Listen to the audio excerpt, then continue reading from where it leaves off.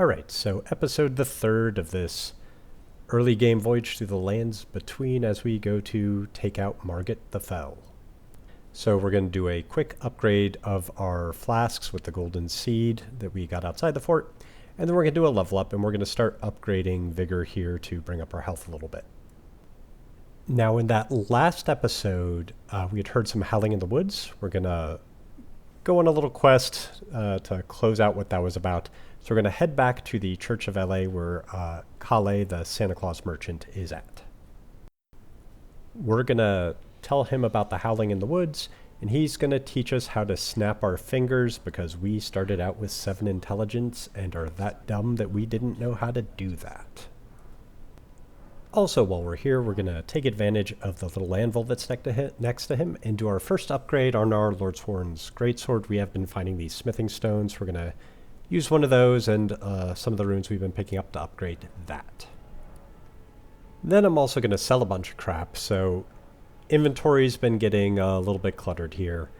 Lots of crafting materials and other items that I'm just not going to use. So I kind of go through here and I just start selling things off left and right.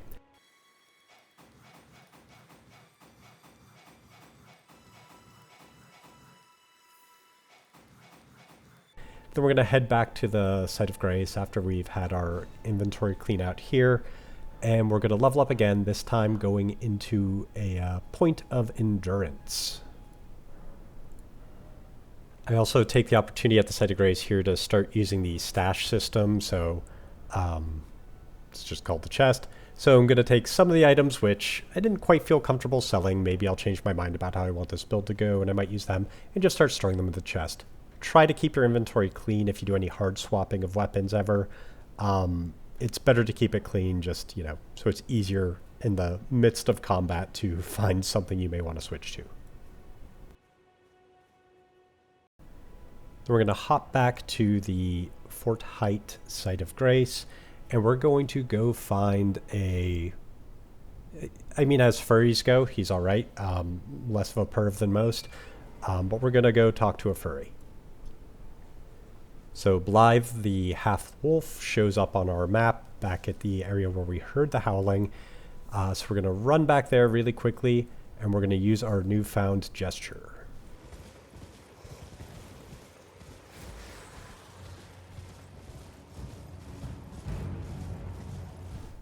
So in the middle of the woods here, there's a place called the Mistwood Ruins. The nice little title will pop up there.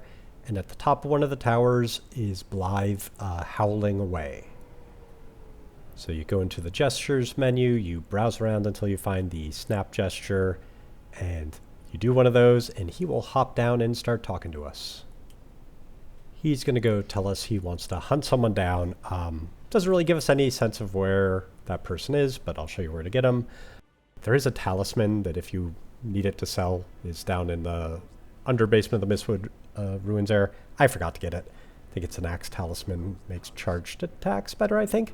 But you can always pick that up and sell that if you want it to either use or you just want it for more money. I just forgot here.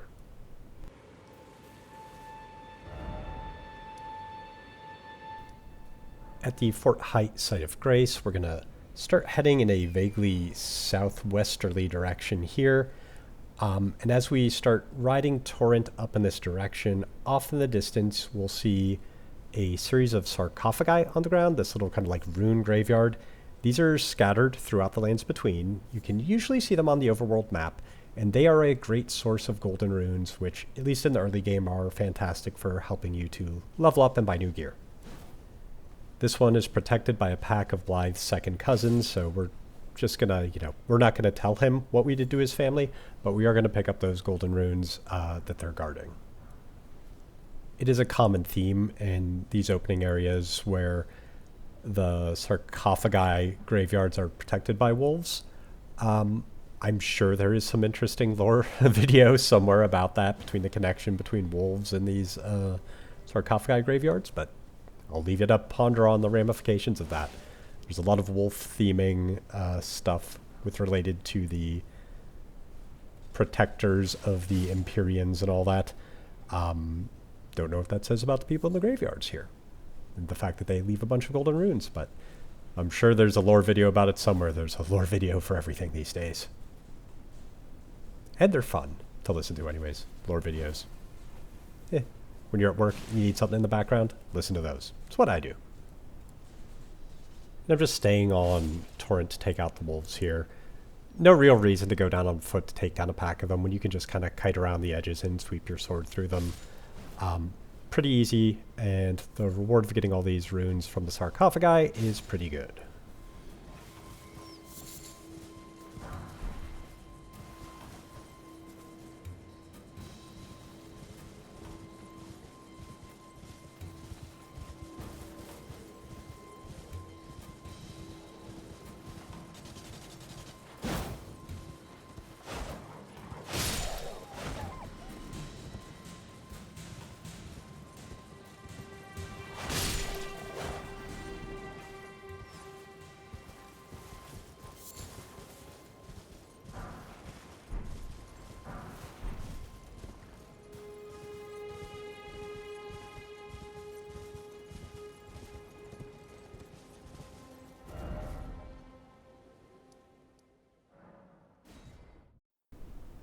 After clearing out that little graveyard, we're going to head back to Kyle, chat with him about Blaidd a little bit, and then I'm going to sell all the golden runes that I got because it's time for an outfit upgrade. And from a performance perspective, it's kind of a side grade. It's like better against physical attacks and worse against, you know, the magical attacks. We're going to pick up the chain armor from him, which goes better with a Kaiden helm. We'll hopefully get one of those later on. Don't buy the helmet. The chain helmet looks dumb. At least I think so. But, you know, with a nice little full-length chainmail hauberk and some better boots and gloves and all that, we're starting to look a little bit more like the part of a warrior after buying that upgrade from Kale. If you don't want to spend the money there, feel free to farm some of the other people, the Kaiden sell swords or the Godric soldiers, to get some better armor.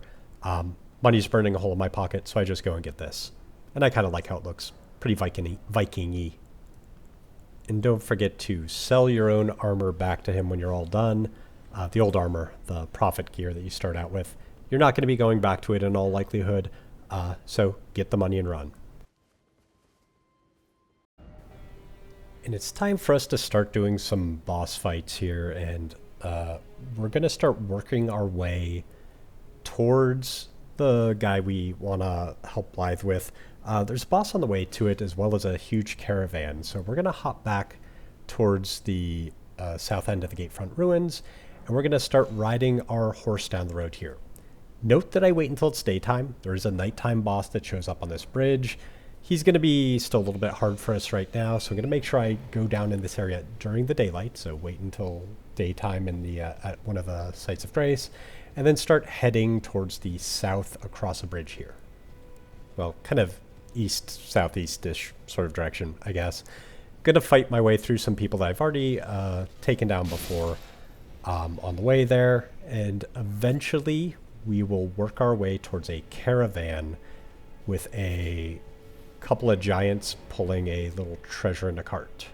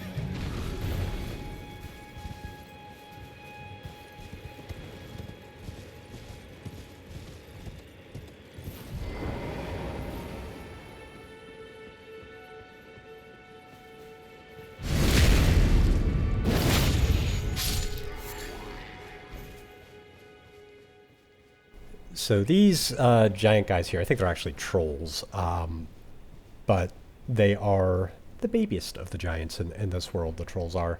So these guys are pulling this cart. We're going to take them out with Stamp Upwards Cut. You can also use Charged Heavy attacks. I like Stamp better. but we're going to hit them from behind a couple of times to break their stance. Then we run around, stab them in the face with a R1 to crit them. But it usually only takes 2 heavy hits to their legs to break these guys' stance. They're not as bad as they look if you hit them with high stance damage attacks. And since these guys are conveniently tied up to this cart, we can take them down one at a time. You'll attack one, they'll both stop, and the other one's going to be polite and wait while you kill his apparently not that good of a friend. Like I said, it's going to take 2 stampward upward cuts to break these guys' stances. The main thing with stamp upwards cut is its range is never as long as I think, so I whiff a few times here because I'm not close enough. Make sure you're right on top of someone to be able to hit them with that consistently.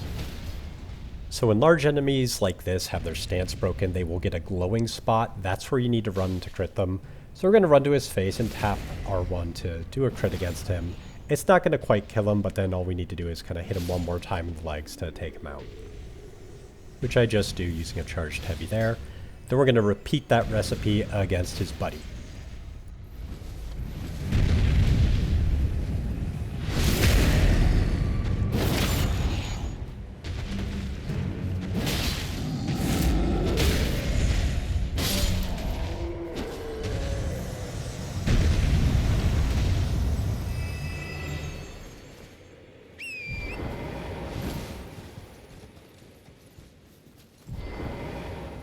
Now there is an absolute ton of guys guarding the rest of the caravan here. You don't want to aggro them all at once.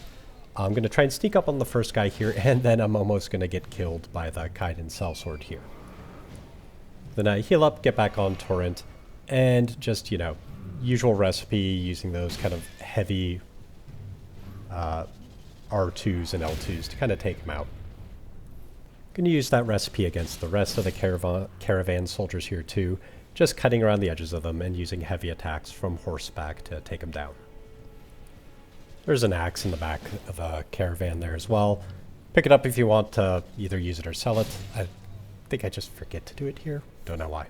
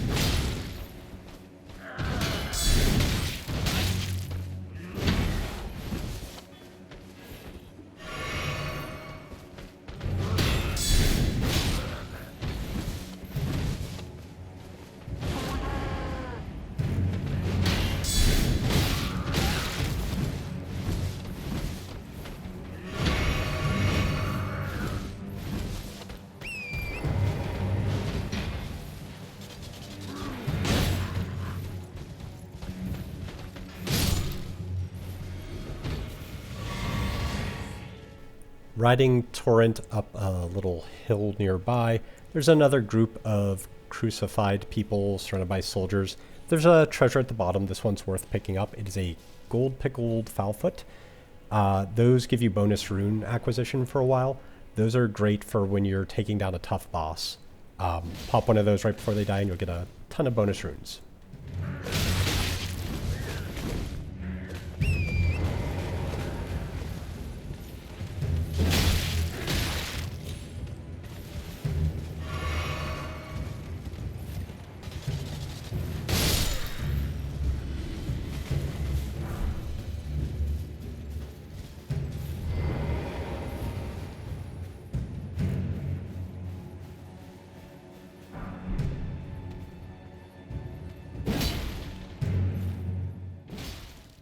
And after taking those guys out, we're going to turn our attention. There's a little ruined structure that has some monster flowers in it over a little ways to the east here. And in the middle of that, there's a staircase down to a little boss who will be familiar because we fought one of him outside of Fort Hate already. This is the Waypoint Ruins, which, like the Great Front Ruins, has a little staircase going underground, only instead of treasure, this time we have a fog wall with a boss version of the Mad Pumpkin head behind it. Scratch that. Apparently we are going to go pick up these runes at this sarcophagus graveyard over here and kill some more wolves first. Yeah, I'm kind of not going back and re-editing that out. I'm kind of recording when I have a spare moment here, so it's going to be a little bit erratic as I forget the exact order in which I did things, and the why as to why I did things. So yeah, gonna kill more of Blaidd's family members so that we can do some grave robbing. And like the other sarcophagus graveyards, there's a lot of these golden runes in here, which very handy for leveling up and buying gear and such and so forth.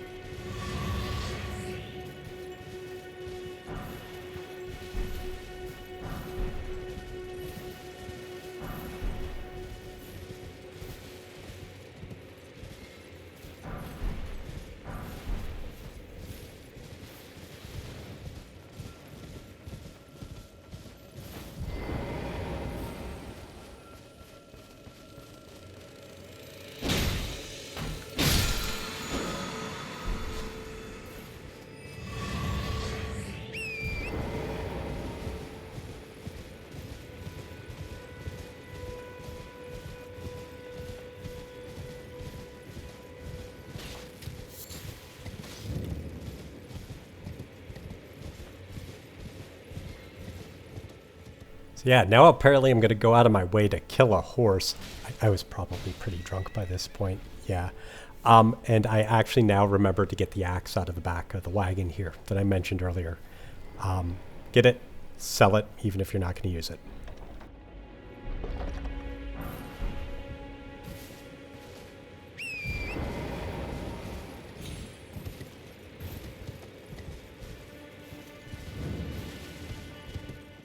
But yeah, now for realsies, we're going to go and take down this Mad Pumpkin head guy. So as soon as we step through the fog gate here, the first thing we're going to do is summon our wolf buddies. But aside from that, it's pretty similar to the one outside of Fort Height. We're just going to try not to hit him in the helmet, so get to the sides or the back of him, hit him with stamp upwards, cut until we break his stance, and then we'll just crit him with an R1. Easy peasy.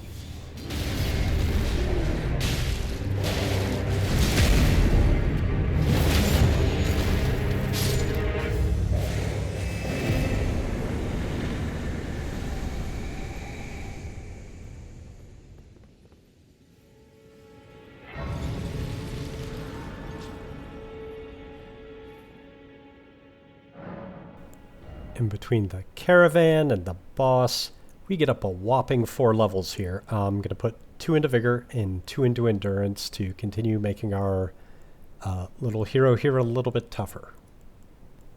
There's a door down here as well. We're going to open it up. Behind that is a little NPC who is useful for some quest lines later on, kind of beyond the scope of this video series. But if you do end up wanting to get some simple arcane, not arcane, sorceries to use for ranged attacks. She's a good person to buy like Glintstone Pebble and stuff like that from. Not going to do that here, but if that's your cup of tea, here's where you can do that. I was exiled as a revive. You still? Very well, but I refuse to anticipate grievances, young apprentice.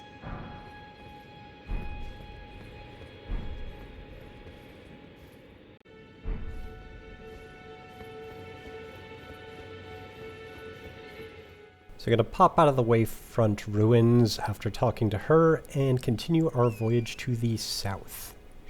Now there is a ruined structure over here with a little undead sorcerer guy wandering around it. If you do want to buy sorceries from Selen, you need something to cast them with, and if your class doesn't have them, this guy is always a guaranteed drop of Glintstone Staff, which you can use to start casting sorceries, well, if you have enough intelligence to use it. There's another one with a lower intelligence requirement somewhere later on that I don't think I'll get in this run through, but just wanted to point that out while we're in the neighborhood. Gonna continue riding along in the southwesterly sort of direction here.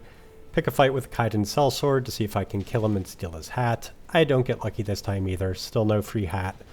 But continuing to the southwest a little ways, there will be another Site of Grace that we'll pick up and unlock just while we're here.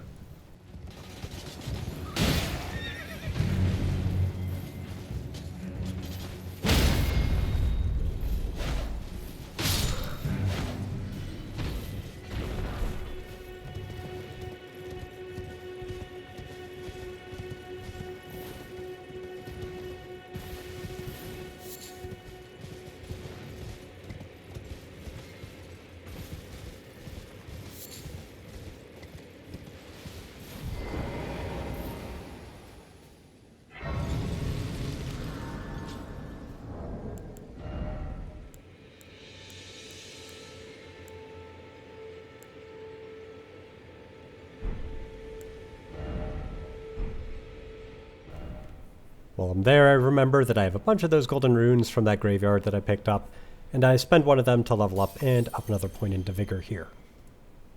Just to keep marching up that health value a little bit bigger.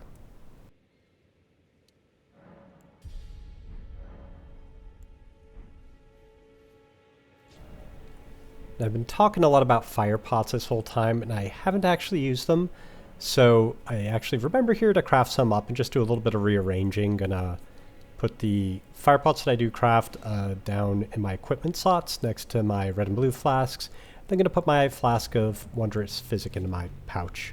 Just personal taste, like to have that there. I also remember here, I never actually put anything into my flask of Wondrous Physic. So at the Site of Grace, I do a little bit of mixing here. The best two ones I have right now are the Strength Knot, which is going to be pretty good for a while, and the one that boosts stamina. So gonna just put those in there for the moment.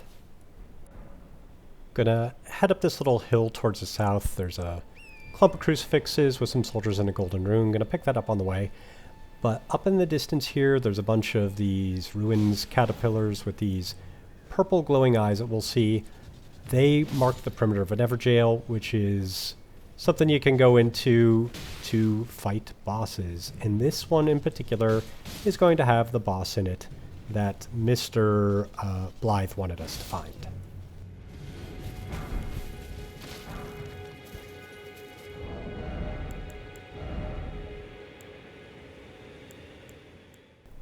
And outside of just stumbling through the game, I don't think there are actually any in-game clues that say that this is the boss that he's looking for. You just kind of stumble into it. So we're going to step into the center of that ring, press Y to examine the glowing blue circle. That'll have us enter the jail. Now this one is one of the only ones that's like this in the entire game, where it's got a summon sign for an NPC in it. We're going to summon Blaidd to help us out. This guy is kind of glass cannon-y, this boss, and hits pretty hard. And Blaidd is going to help us out a lot in this fight because of that. So walk over to that golden summon sign, press Y, hit OK to summon Blaidd the half-wolf. While he's taking his time getting here, we're going to drink our own Physic Flask to buff up a little bit for this fight. And the way Evergaol's work, there's going to be a glowing purpley thing coming from the ground. You walk up to that, and the boss shows up. So we're just going to try and let Blaidd keep aggro here, and we're just going to keep sneaking in around the sides, hitting him with Stamp Upward Cut until he goes down. Blaidd makes this fight pretty easy. This boss does drop a pretty good weapon. I've never actually used it, but apparently a lot of people love that sword. I don't like the ones that don't have customizable Ashes of War, so I don't really use it. But a lot of people love that. Give it a try if you... I think it does a lot of bleed build up, and it's got kind of like this cool teleporty, sweepy attack thing. Might be fun for you. But when you get out of there, Blaidd will be standing on the outside. You can talk to him. He'll give you a upgrade for somber weapons, like that weapon we just found in there. It's basically the upgrade for the weapons you can't change the Ashes of War on. And you can see Blaidd again later on if you continue doing Ronnie's quest. You'll run into a lot of him later if you do work for her. Ronnie being the evil blue witch who gave us the free wolves, so nice of her to give us the wolves. Not so nice of her to do some of the things that are in the introductory slideshow of the game. Spoiler alert. But we got a fair amount of runes for being the boss. We're going to head back down to the site of grace that we were just at, quaff some of the golden runes in our inventory, and once again we're going to be able to level up.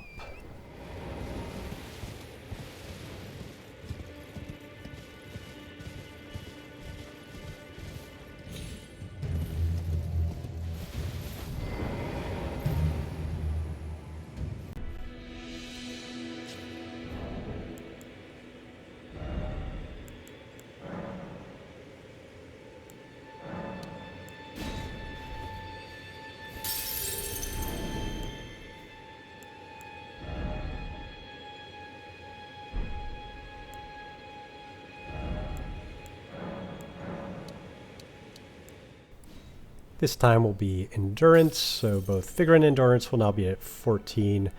And getting endurance up is going to help us carry a very heavy sword later on. That's kind of why we're pumping that. We'll also need it in general for wearing better armor as the game progresses. But short term, to take out Margit, it's going to help us carry a very heavy sword without fat rolling. Then we try on a hat just to see how fashionable it is. It is not fashionable in the least, so we take it off. So there's a little fortification to the east from the site of grace, kind of heading up a little hill here. I'm going to do a little bit of assault on that. There are a few Kaiden sellswords. Again, I'm going to kill them to see if I get their cool hat to drop. There is also in the front of that ruins, there is a chest that has a weapon in it called the Great Epee. In my very first playthrough of the game, that was my favorite weapon. Pretty good starter weapon for, it's a heavy thrusting sword, which is nice because you can poke from behind your shield with it. And it also has a nice heavy attack where it's kind of a wide sweeping attack. So it's kind of a very beginner friendly weapon where you can hide behind your shield and poke away. And it has that sweeping attack to take out groups of enemies. Pretty nice weapon to grab while we're in the neighborhood.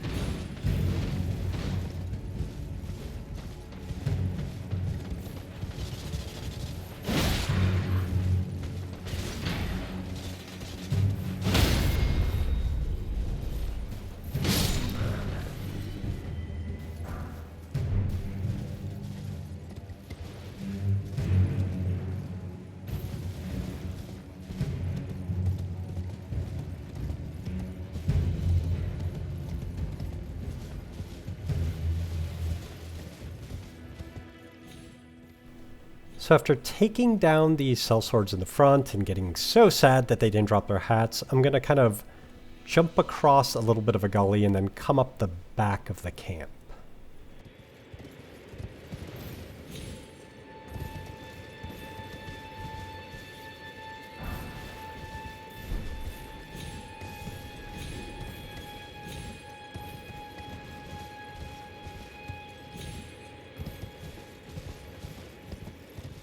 Now, when we were fighting those little cell swords in the front, there were some glintstone pebbles being thrown down upon us from on high. So we're going to hop up onto a couple of toppled over ruins and kind of kill the wizards up there who are casting those down at us. One of them has a spell book by it if you're using sorceries. It'll unlock a couple of sorceries if you give it to Selin. A couple standard soldiers just going to take out with the usual guard counter technique. Block, tap R2, and when they bounce off, take them out and then crit them when they're down. There is in this area as well, there's kind of like this half bowl-like feature that you'll find somewhat frequently. Those hold these things called Starlight Shards, which are a means of slowly regenerating your FP over time. They're kind of consumable items. There's a handful of them throughout the game. Well, more than a handful, maybe 10 or 20, something like that you'll find. They're good for certain tough boss fights. Essentially just slowly regenerating your FP over a long boss fight. It can be handy. Also, if you're in a pinch and you're in a dungeon and you've ran out of your blue flasks, you can just use one of those to pick up a little bit of FP and hopefully make it out alive. There's also one optional vendor who accepts them as currency for buying some spirit ashy sort of things. But essentially just going to try and plow through that camp one enemy at a time until I get to the chest at the front where I can get that great epee weapon, which, like I said, pretty solid starter weapon if you want to hide behind your shield a little bit more.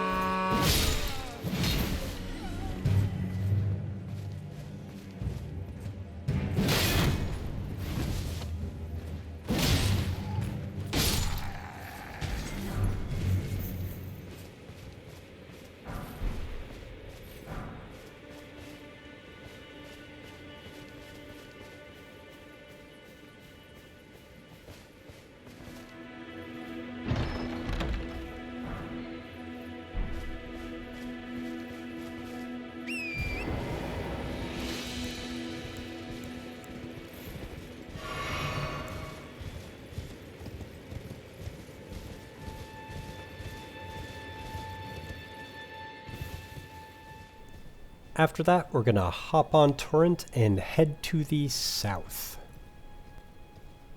Gonna stick to the road, killing anyone in our way until we get to a bridge with a bunch of towers on it. This bridge can be a little bit of trouble because there is a ballista in the middle of it that will one-shot Torrent. It might be able to one-shot me at this particular point in the game. So realistically, what you want to do, I think there are some points where you can kind of jump across this chasm in another area, but we're just going to run through this bridge as fast as we can on Torrent, hopping, bobbing, weaving, all that kind of stuff, essentially just running by everybody before that ballista can hit us. There is a glowing purple stone sword key. Pick that up right as you're getting past the ballista, and then as soon as you're over the bridge to the right, there is going to be a site of grace. Grab it and take a rest, and that's where we're going to wrap up this episode. And we are now in the Weeping Peninsula, which is the major area to the south of Limgrave, and we'll be exploring there next time. So hopefully this is helpful to some of you who are just, maybe now discovering Elden Ring several years after it came out. Yeah, if it is, like, subscribe, all that good stuff. Thanks for listening.